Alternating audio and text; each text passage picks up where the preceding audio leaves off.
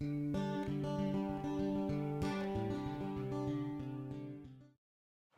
not a healy-feely person. What on earth would I want to? I work with psychology. I work with analysis. I work with, my transformational work comes from counseling people and talking and verbally pulling the things out of the bodies and really getting to grip with their stories. Don't ask me, tell me you got a sore shoulder and I'm supposed to touch it. Really? I mean, I'm sorry, I'm so alien, I don't do human bodies. So the answer was no. Second time, the voice said, start a healing system. No. I heard the no twice. And I knew then I was heading for trouble. And the third time again, it said, you've just got to do this.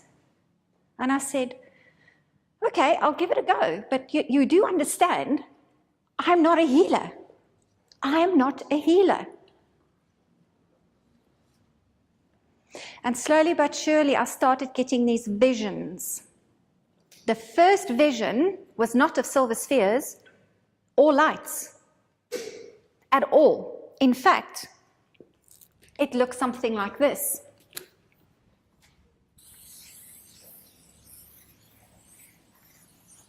Now, you'll all notice I'm an artist of note. Yeah. And it literally was like the outline of a dead body on a prime time like CSI show, you know, where they draw the chalk lines, yeah? And it was flat, and it was blue, a little bit like this blue here.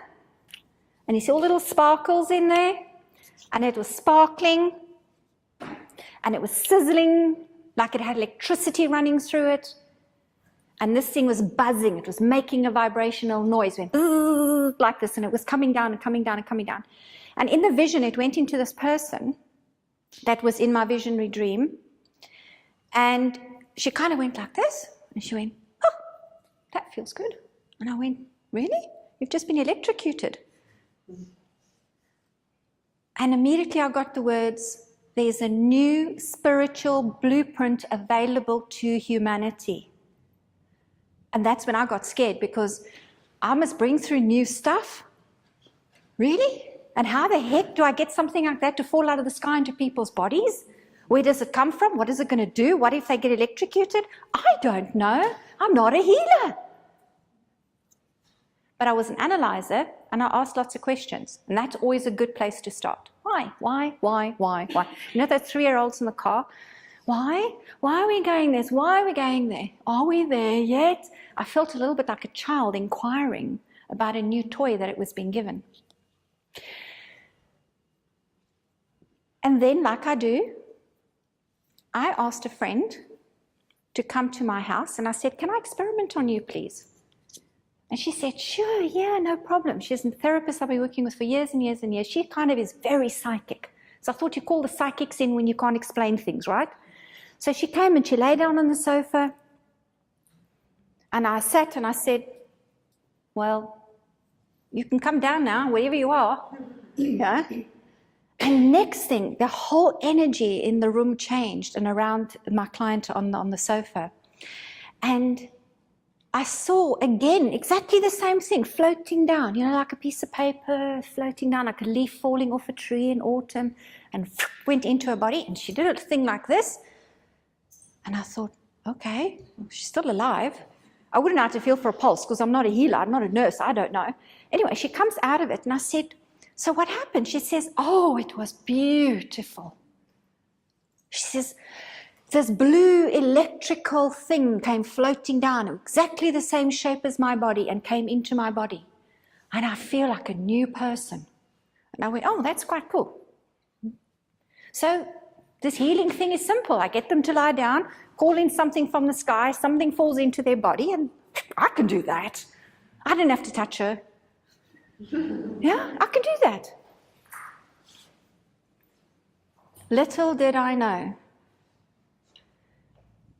The next vision started coming of spheres. Now, psychic people can see orbs. Some cameras can capture spiritual orbs now as well. But these were different. There was something about these round balls that just kept appearing through tunnels of light in the room.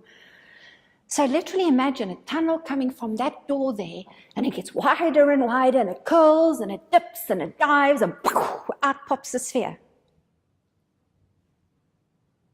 I thought I was going mad. And then they said to me, the voice said, it's silver spheres. And I spoke with various counselors, my kind of go-to gurus, my psychic people, my team, my friends, and I said, hey, I think I'm losing the plot here, because this is like weird lights and tunnels of lights are coming, and like portholes and spheres are popping out of them. I've got no clue what this is. But they make me feel good. They make me feel good. I want to say yes a lot more since they arrived in my space. And I started speaking to people about it.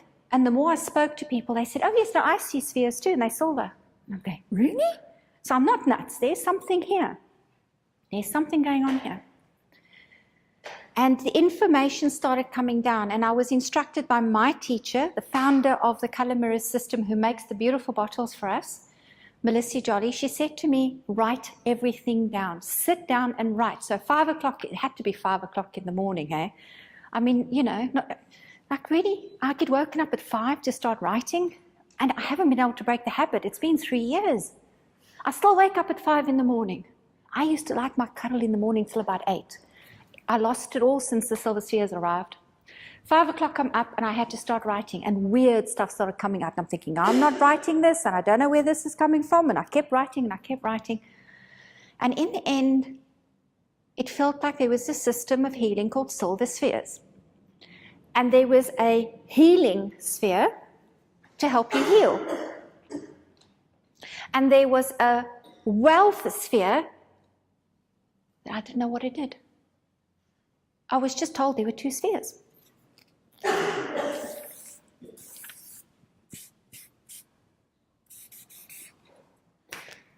A health sphere, which makes sense, healing. Wealth sphere made no sense whatsoever. In April that year, I was in Denver, Colorado, and we'd hit a snowstorm. And I wasn't kitted out for snow. Hello, Africa girl. I'm from Africa. What do I know about snow? In England, we get a little bit of snow like that. You know, and I just close my door and don't go outside. So I had to leave the training venue and go and load the car up to go, you know, because the training was finished for the day that I was doing there.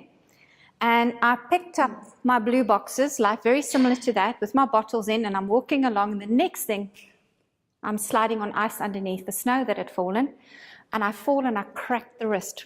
I could hear it. And I went, oh shit. I really did. I do say the S word. And in my head, I just went, I'm not accepting this. I'm not accepting this.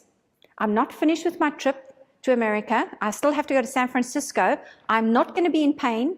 I refuse it. I refuse what just happened. This has got to be fixed now.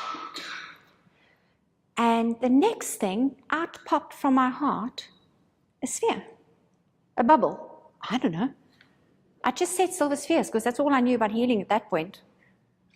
And the thing came into my wrist, and I dropped my arm, and I put it back up, and it was perfectly fine. That was it. And I thought, that works. Picked up the box, very carefully carried on walking. Wasn't going to fall again. And then I put it out of my mind, and I didn't think much about it because it was just a decision I made that I'm not going to walk around with a cracked or broken or strained, whatever happened to my wrist at that point. I was not accepting it. It was that simple.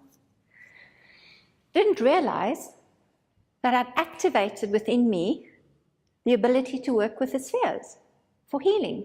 Self-healing for me. I thought, oh, that's great. Didn't know at the time. Now I think it's pretty cool, you know. Enough time's passed for me to go back and go, wow, how cool was that the universe will get me to crack something to get it fixed. Kind of cool, hey? So I thought I was onto something. So I came and did a talk here at the Birmingham Festival, in the Tree of Life Festival. And I went and did a talk in the back room, told people about the silver spheres, and people kept saying, yes, I see them, I see them, I see them, and they told me about it. And I thought, this is great, let's do a course.